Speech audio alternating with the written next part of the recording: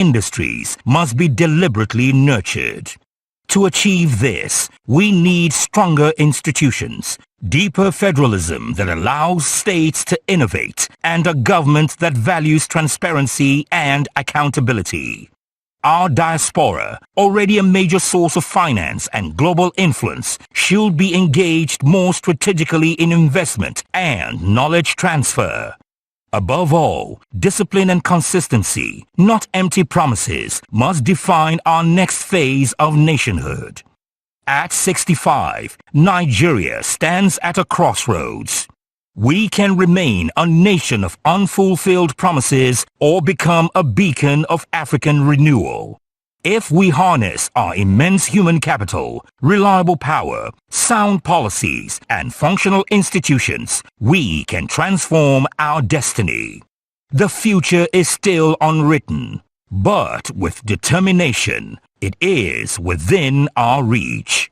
Long live the Federal Republic of Nigeria.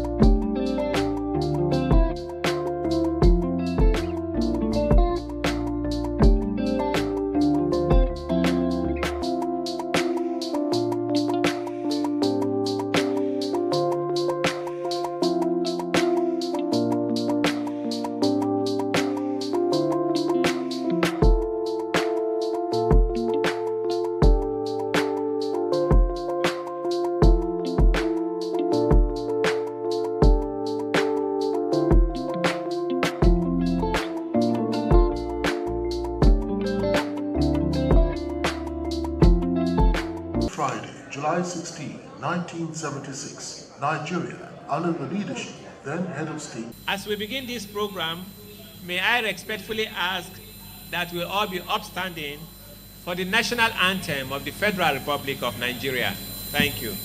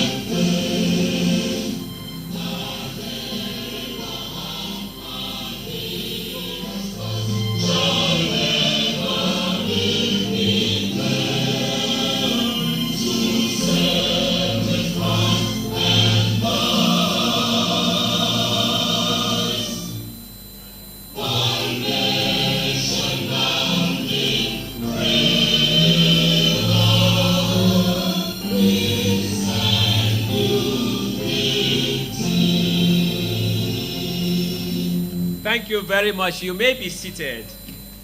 On behalf of the Director General of this institute, Professor Egosa Osagai, I'd like to welcome you to the fourth conversation. The conversation is a series of one of the flagship programs of the Nigerian Institute of International Affairs. It comes from the Sports and Diplomacy Desk of this institute. This desk was established when the present Director General took over the mantle of leadership. He recognized, among many other things, that sports is one of the most veritable aspects of soft power. He was in agreement with that great African, Nelson Mandela, who echoed that sports has the power to change the world. This fourth conversation, ladies and gentlemen, for so many, it means so many different things. For some, it's a gathering of champions. They look back on those golden days of Nigerian sports. They recognize the names that we celebrate with great nostalgia when these names are called onto the field of play. Nigerians across the breadth and length of this country usually take it for granted that the cup was ours. So for some people, today's event is a reenactment and a reenactment of history and a celebration of our icons. For others, you will soon find, ladies and gentlemen, this is a therapeutic and a curative session. It speaks to a wound so deeply ingrained that it has refused to heal for well over 47 years. When those wounds were exposed yesterday evening, ladies and gentlemen, not a few people in the hall were shedding tears, including a very big man in this Nigerian Institute of International Affairs, who I thought was a lion. He was a lion. He is a lion. But maybe the stories, when you hear them yourself, you would understand why the tears were rolling down yesterday. This session is also about that. But distinguished ladies and gentlemen, Your Excellency, sir, the Nigerian Institute of International Affairs is not in the business of dishing out handkerchiefs for the wiping of tears. We are a think tank. We are an advisory institution for the federal government of Nigeria. We speak truth to power. We recognize, after analyzing Nigeria's diplomatic history, that there is a gap that is crying to be filled. That Nigeria, when it emerged on the international scene as the 99th member of the United Nations, that the whole world looked to us as the most populous black nation, the voice of Africa. The Nigerian Institute of International Affairs recognized that we have played that role credibly well. There is a fusion of the discharge of that historic responsibility in what the heroes that you see in this hall and in these premises today. You look at your program, you will see that the title of this fourth conversation is, also see in the house, very erudite minds that I am sure will rub minds and trash this issue extensively. My job is to introduce now distinguished personalities here present. Let me warn ahead that because of the order of occurrence, I may appear to be breaching protocol by not calling in that same order. However, I assure you that as the program progresses, everyone will be duly acknowledged. Since charity begins at home, I think it is only fair to begin with myself. Because if I don't, by the time I start acknowledging these galaxies of stars, I will be nowhere to be found. Let me also say that the program, if you look at your program number 3, it introduced me as Dr. Godwin Ichimi. Before today, that is who I was. But when this program was printed, I was not consulted. And therefore, one of my most important titles was omitted. Distinguished ladies and gentlemen, my full titles are Captain Godwin Ichimi, PhD. A round of applause for me. Thank you very much. In the era that is fondly referred to as the golden age of Nigerian diplomacy, he was the Director General of this institute. During his time, the world listened to what the federal government of Nigeria has to say on the international stage. Most of those ideas were crystallized here under his able leadership. He was very young and no doubt took advantage of his youthfulness and exhibited all the radicality that is available to scholars. Distinguished ladies and gentlemen, it is my honor to introduce former Director General of the Nigerian Institute of International Affairs, former Minister of External Affairs, His Excellency, Professor Olaji Akinyemi.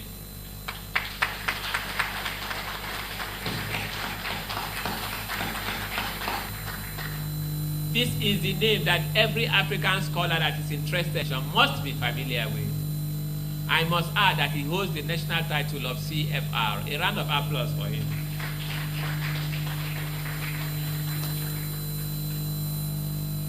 Research fellows in the Nigerian Institute of International Affairs have studied him under the title Non-State Actors. We came to the conclusion here, distinguished ladies and gentlemen, at the time when Nigerians, among other blacks, were being harassed in South Africa. The conclusion we reached was that when Nigerians, and indeed black men, are in distress anywhere, they should be hopeful, because very soon that metallic bird that has peace on it will soon descend nearby. This is a man that is highly detribalized. This is a man who listens to the calls of his people, a bridge builder. When I speak like this, ladies and gentlemen, I speak from the heart, and I speak from the heart of every research fellow in this institute. We don't engage in politicking in this institute. We don't pander to people. We speak truth to power. When power gets it wrong, we don't hesitate to say they have gotten it wrong. So when people who are not in power gets it right, we say so because that is what it is. Distinguished ladies and gentlemen, Barrister Allen Onyema, I present to you. A distinguished Nigerian, a listener to the cries of our people. And today you will see him exhibit one of those rare qualities of a statesman. In this hall are very eminent Nigerians. And this is where my really very tricky, because of the danger of breaching protocol. But you will bear with me if you have been in my shoes before. I like to begin with the one that keeps the home front calm and safe for Barrister Onyema to do what he does best. I must recognize, distinguished ladies and gentlemen, the one they call Mama Peace here. Professor Mrs. Osagai, please be recognized. Home front. We are very familiar, trust me. The status that he has risen. God bless you for your effort. Every time we promise Her Royal Highness that we will not disturb permission of Your Excellency, the Chairman, I'd like to call on Professor Egosa Osagai. You can unbuckle your belt now and walk down the aisle to pick the mic. It's safe to fly this way. Thank you, sir.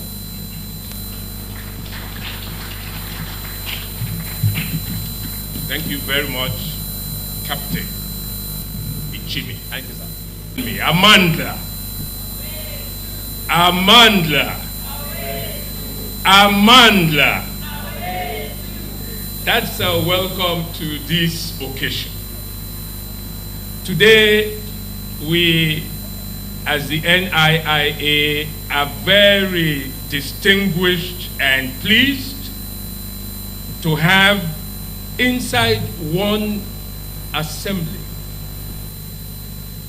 Professor Bolaji Akinyemi, the man who taught the world how to bring the concert of medium powers together, the man who was going to produce the African bomb, and the one who held foreign policy the way Kissinger held foreign policy in the United States. We have inside here Dr. Ndanusa, the man who played tennis and represented this country, who became the Minister of Sports and is today representing the Echunupe. We have here our dear Royal Highness, the Relu herself. We have here the Yaoge, the great legendary opera Benson. We have here from across our continent, Ron Freeman, the man who shook the world in 1968, and the history books changed forever. We have here the man who was a soldier in Tanzania, who first burnt the tartan tracks in 1973 at the All-African Games here in Lagos in Nigeria, and went ahead to beat the world at both the Commonwealth Games and the Olympics, the great Philbert Bayi.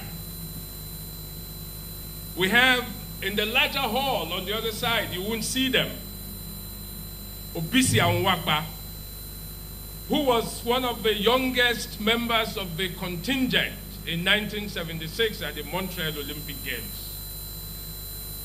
We have on that side Godwin Obasogie. We have there Gloria Ayolaja, as she was then called, but now Gloria Obajimi, the one who preferred to run without the spiked shoes and beat the world.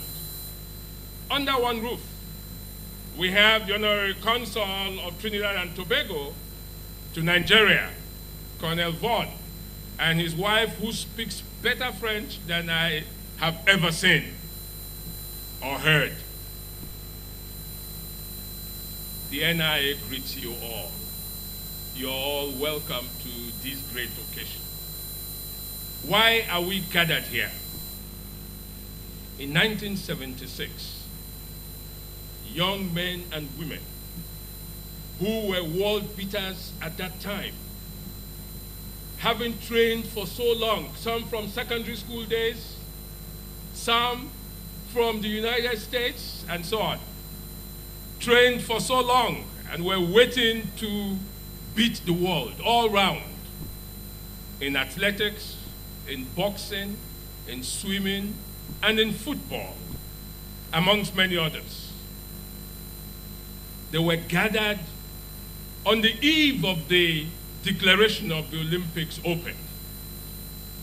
And suddenly, they were summoned to a meeting and given 1 hour within which to pack their things from the Games Village and get on the flight back to Nigeria. Why? Because the power of sports had been recognized and put on full display. It was time to let the world know that the things that bullets couldn't win, the hearts and minds were there to win.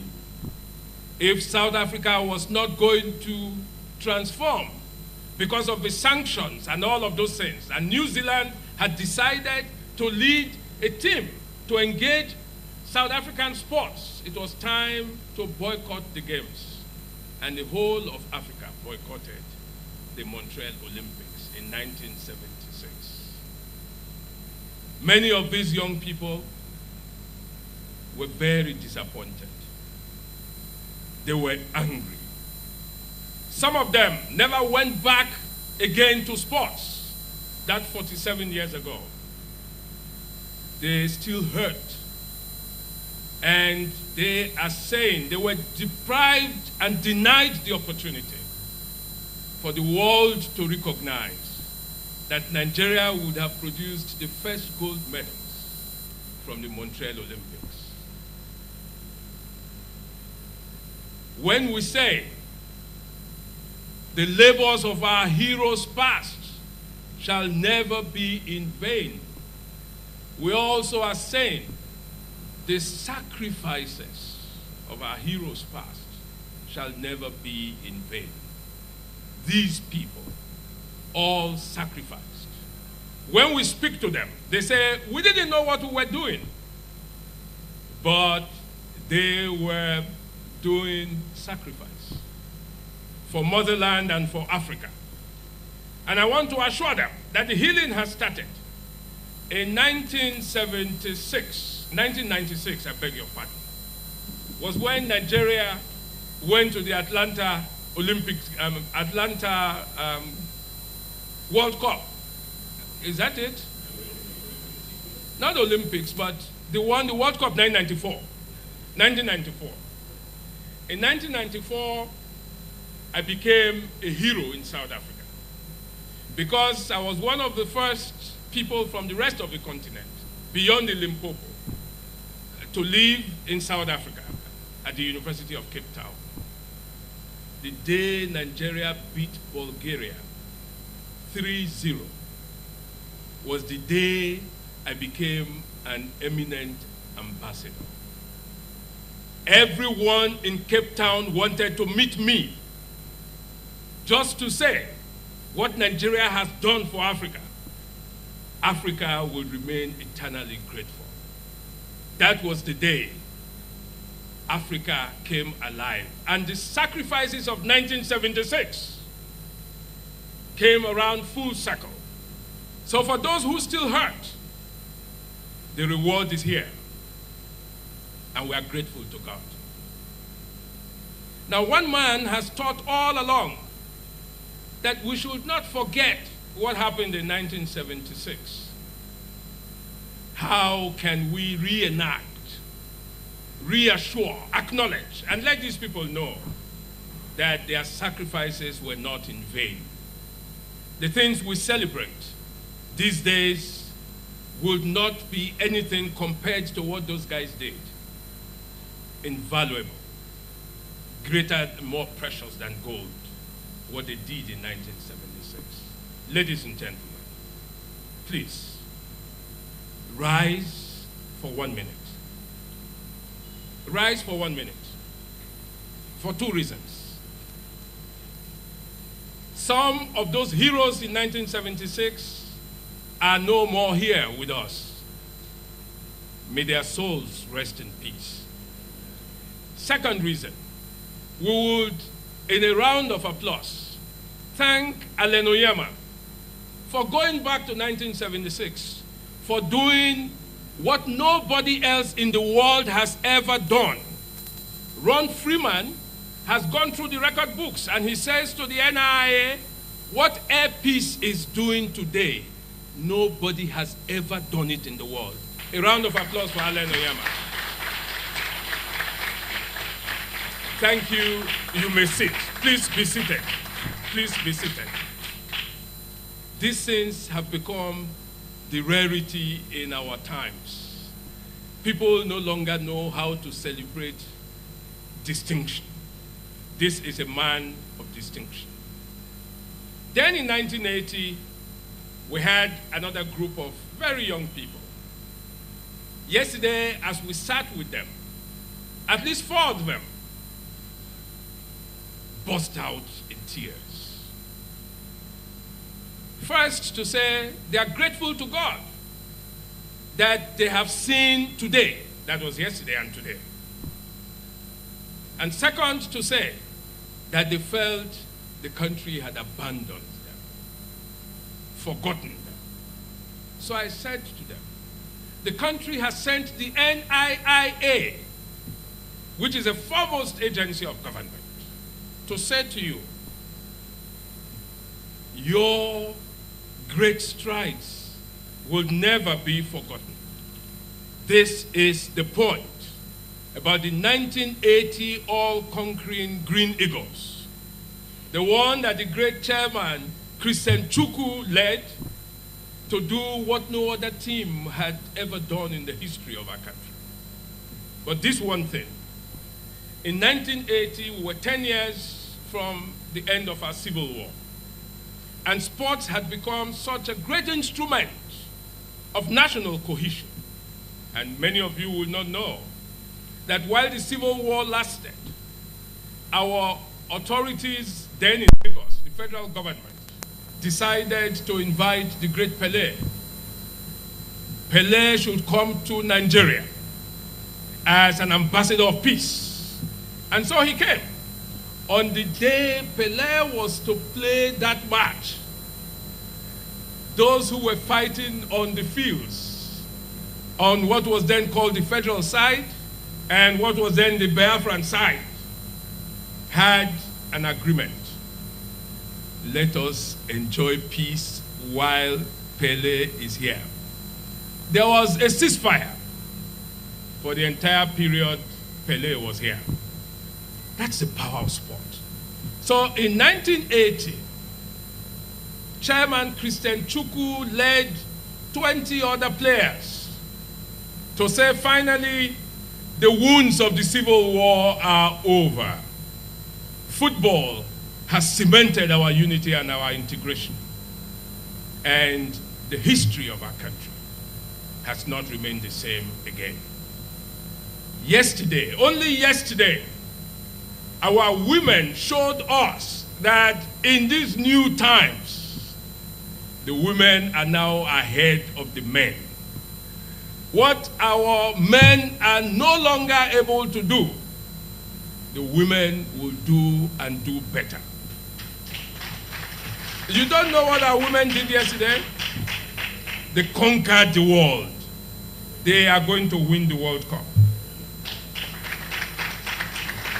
Distinguished ladies and gentlemen, I'm very glad now to invite the chair to declare this occasion open. Thank you and thank you. The chairman, sir.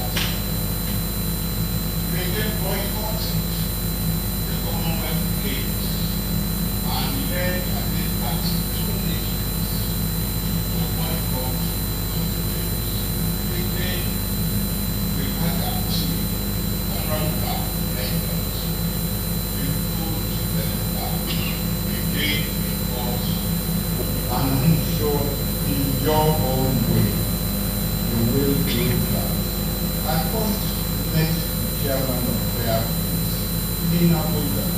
I was sitting in a chair in the transport building, waiting for a car to take me to the airport. And we walked up, and someone, we wasn't dressed like this. Was wearing jeans, and you know what those cars was telling me. And somebody walked up.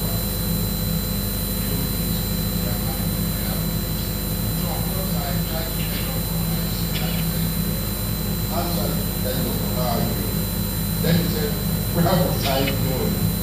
I said, I'm going to Lagos. Oh, he said, we'll fly you to Lagos. I said, no, please don't worry. I already have my ticket. He said, we will fly you to Lagos. He said, I don't have your ticket. Don't you? And he picked up his phone and called the airport. Called his manager there. And said, there's somebody coming, mentioned my name, put him on that flight that is going to Lagos.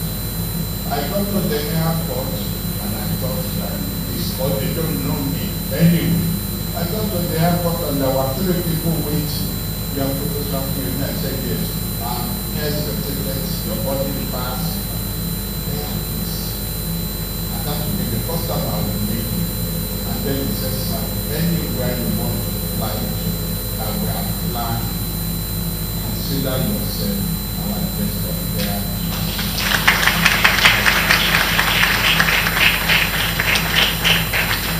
So this is generosity. Did not start yesterday. It's something that is in his DNA. And it's something that has manifested itself. Whether it's lifting us out of trouble in Sudan, South Africa, or wherever it is, it's ready to go. And I'm grateful to you. On behalf of Nigeria, for being a noble Nigeria. Thank you very much. And to my DJ, well, praising him is like praising myself. I was having a discussion with his wife earlier on.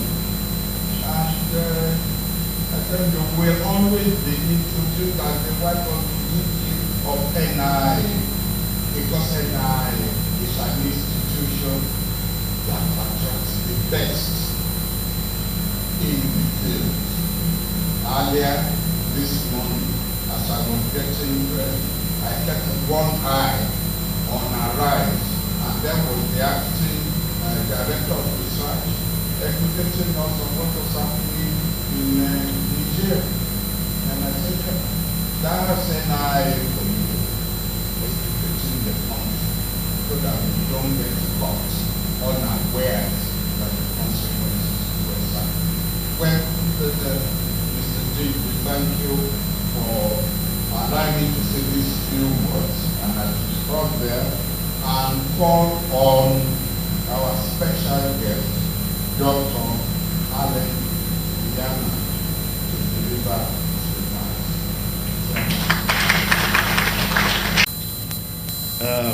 Mr. Chairman of this occasion, our noble leader, Professor Bolaji Akinyemi, my brother, the DJ himself of NIA, a very eloquent man. We met for the first time yesterday, and I have utmost respect for you and what you've been doing here. Of course, I recognize the presence of our visitors from the outside, by the world record Olympic holder, and of course, our brother in the diaspora, Ron Freeman. They are very much welcome. And I can see Mr. Diak from Senegal. I hope I'm right. Yeah, he traveled out of Senegal when he heard this was happening. He routed his flight just to be here.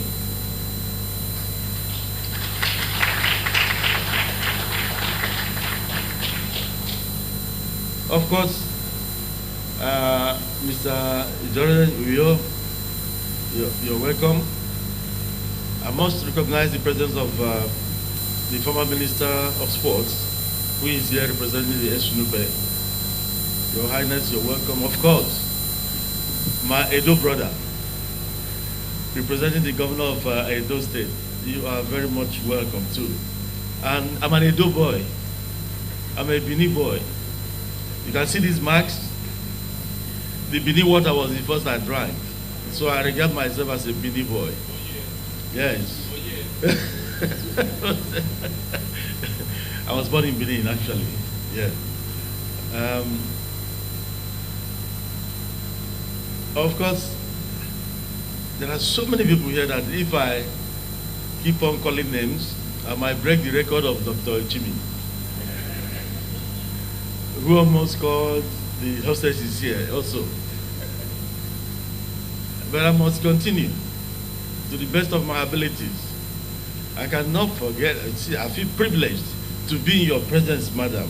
I was growing up reading about you, the big socialite, Mrs. Oprah Person.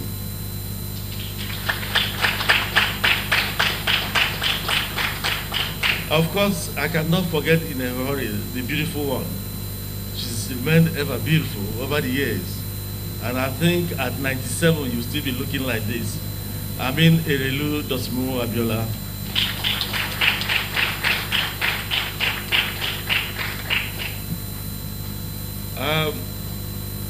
Not forgetting the erudite Dr. Ruben Abati, the man who is changing the way we think, bringing about social change in Nigeria using the power of the media. Ruben, you're welcome.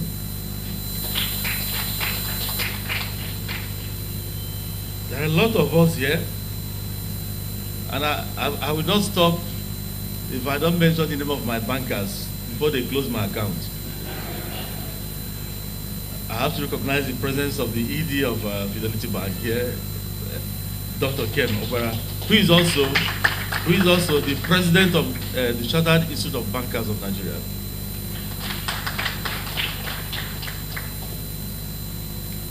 Chairman Christian Chukwu, like I told you yesterday, it was a privilege being your midst. People should remember that there's another hall out there filled up with people. When you get out there, you see those ones we are going to celebrate later this evening. They're out there. Christian Chukwu happens to be in both the 1976 Olympics team and captain the 1980 team that won the first African Cup of Nations for Nigeria, that then called the Green Eagles, before the name changed to Super Eagles later in the 80s. Chairman Christian Chukwu, you're very much welcome.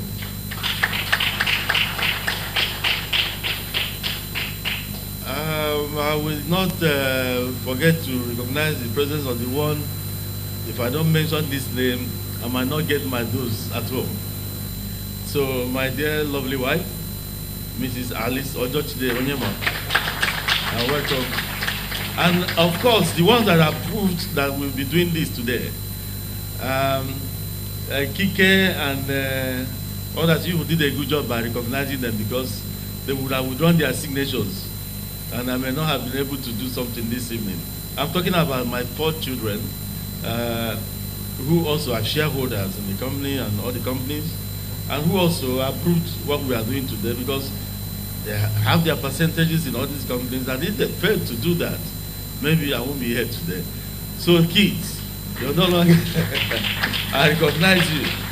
I recognize all of you. Please, members of press, the press here present, Chief BC Olatilo, my brother from the movie world, and members of this distinguished audience. I thank you all.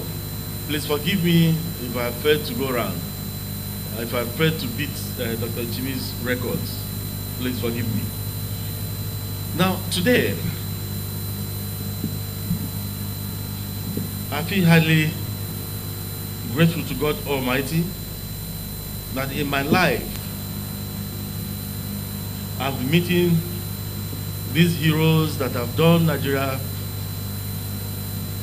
that have brought Nigeria so much honors in the past. It actually started I think 2 years ago. Each time I ran into Shegodegwami, I would say, Uncle Shege, I would like to celebrate you guys. He said, what? I said the 1980 Green Eagles that won the African Cup of Nations for the first time for our country. But I would like to celebrate you people. That it seems everybody has forgotten what people have done for the nation. I was not even looking at sports, in itself per se. I was looking at the unity they brought to the country. I was looking at the things because the DJ talked about it too. Sports has become a very powerful tool for social cohesion and nation building and unity. So I was thinking of something to do to use it to contribute to the act of nation building, to use it to bring the youth of today to understand that there were people who in the past sacrificed for the country. So I told Olusegun Odegbami that I would like to honor the team of 1980. He was very happy. Very, very happy. I give him the credit for all that is happening today, actually. Because you may have the money, but all the money in the world cannot give you the brain and everything to organize this kind of event and make it to come to fruition. So he took it immediately and said, it's worth doing.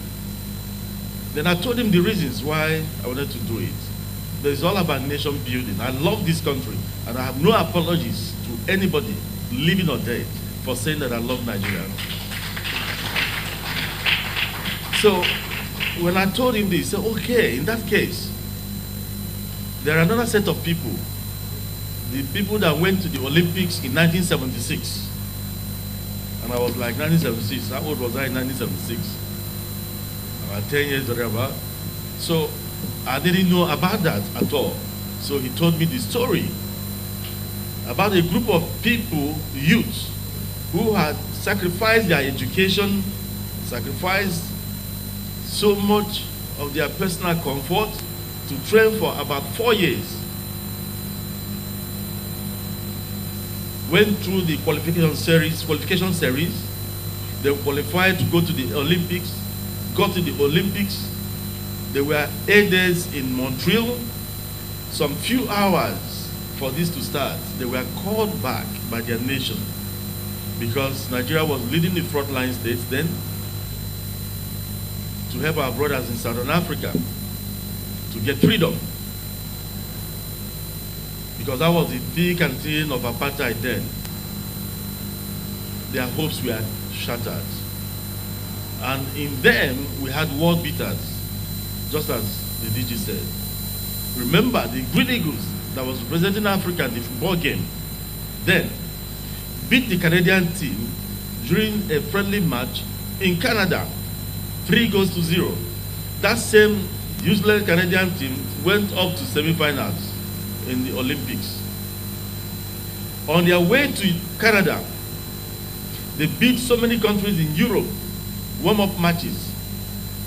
5-0, 3-0, 2-0. So everybody was expecting the Nigerian Green Eagles to win the gold medal in football. Of course, you have Charlton Hughes, who was beating the world in triple jump, long jump, in long jump. So everybody was expecting him to, clinch the gold.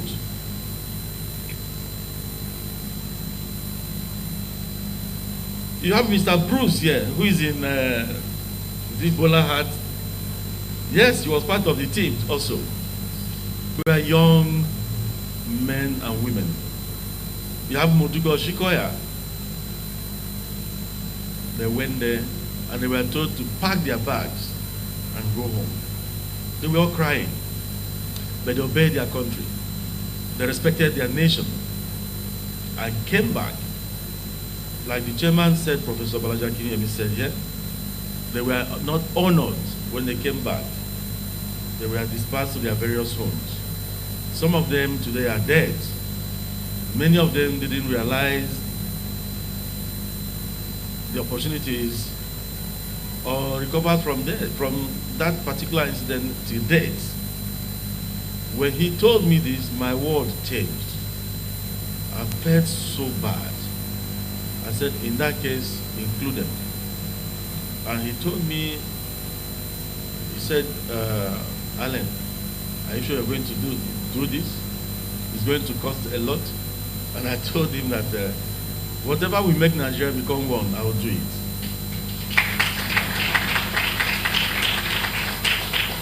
That we cannot go to our graves with our wallets, but I can smile in my graves if I remember any legacy I must have left behind. So it was very encouraging. Segun did the rest. He was running around. It was his idea that we build this wall of fame you're going to see unveiled today outside. At first, I said, do we go to National Stadium? He said, no, let's use the NIA because of sports diplomacy. He sold the idea to the DG. DG bought it and went to work immediately and agreed that we'll come and situate it here. At first, I thought I was going to do it at the National Stadium in Surulere. But seeing what happened here, and I agree with them that let's do it here. And today, this place will become another tourist site in no distant time. I look forward. I was told that some of them left their hotel where we camped them and came here yesterday and started crying. Just seeing their names on the wall, started crying. I was in the hall yesterday when some of them were making speeches and they broke down and started crying. They never knew this day would come. If a country does not recognize those who must have made certain sacrifices for them, then you've not started the art or act of nation building. You can only have a nation when your nation begins to recognize the sacrifices of their heroes past. In that, I decided to do what we are going to do today. You don't know the joy in my heart. Those people, I used to hear their names on radio whenever they were playing. Christian Chukwu, Emmanuel Okala, Shefiu Mohammed, Sani Mohammed, Babotu Mohammed, all of them are out there today. I felt dwarfed being in their presence yesterday, and I told them, I'm not doing you any favor for bringing all of you here. I'm not doing you any favor. You are doing me a word of favor, allowing me to even be in your midst. Money is not everything. So, these are the people we are celebrating today. These are the people we are going to unveil in the next few minutes out there. These are the people we are going to honor today at the Eco Hotel. And ladies and gentlemen, you are all invited to that great occasion. You will enjoy it. You will see them there.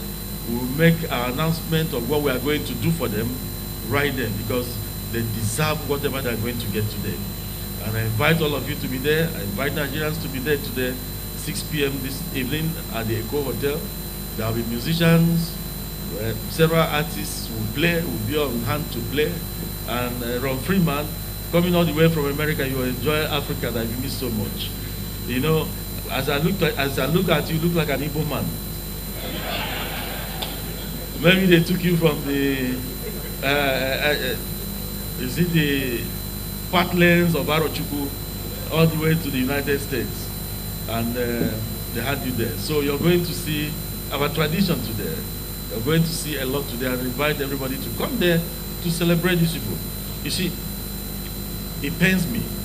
This is a country of over 378 ethnic nationalities, a source of strength for all of us.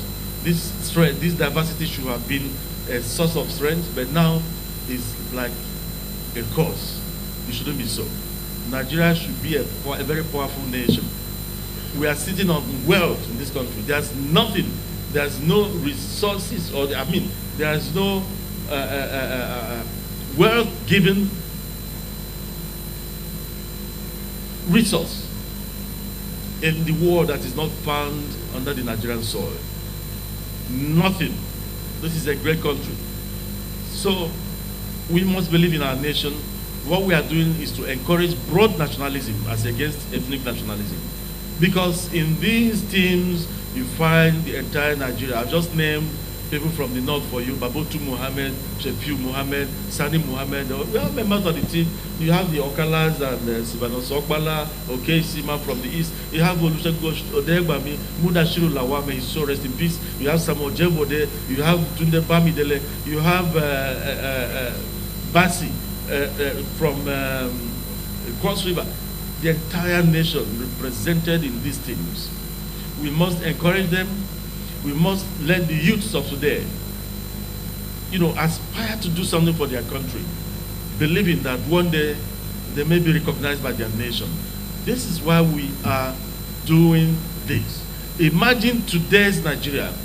If you are taking all this, during this Japa syndrome, if you have taken Nigerians of today, the youths of today, to Canada for Olympics, and remember, in the Olympics, if your country withdraws, you can decide to stay and participate on your name. They had the choices to have stayed, but they respected their nation. How do we want the youths of today to respect any call from this nation if we fail to recognize the sacrifices of those before them? This is why we have to use them to, lead by example, show example with them, recognize them, and I'm happy with the participation of the NIA in this whole event, because you've given it the government backing, sort of, so that our youth will begin to understand that whatever they do, someday, somehow, their country would recognize them. If you are taking the youth of today to Canada, and they've been in Canada for 8 days, prepared for this occasion for 4 years, and at the end of the day, you tell them to come back, nobody is coming back home. Nobody is coming back. In fact, you've provided citizenship for them, because they will all start seeking asylum the next day. And the reason for the asylum is that if you send me back to Nigeria, they will imprison me, and they will imprison my whole family. You need to see some of the reasons Nigerians give just to get asylum. Some say in their village, if you're a man and if you pass 30 years, they will kill you. Therefore, all sorts of reasons. So that would be a veritable reason for them to seek asylum abroad. But these ones decided to come back home. We must honor them. May God bless my God. Thank you all. For him, please. Dr. Allen Onyema.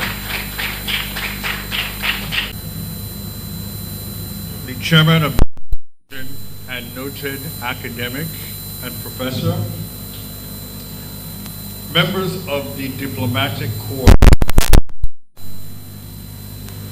members of the 1980 Super Eagles, or Green Eagles, excuse me, members of the 1968 Olympic team, members of the 1980 Olympic team, and members of the 1976 Olympic team, ladies and gentlemen, you're welcome.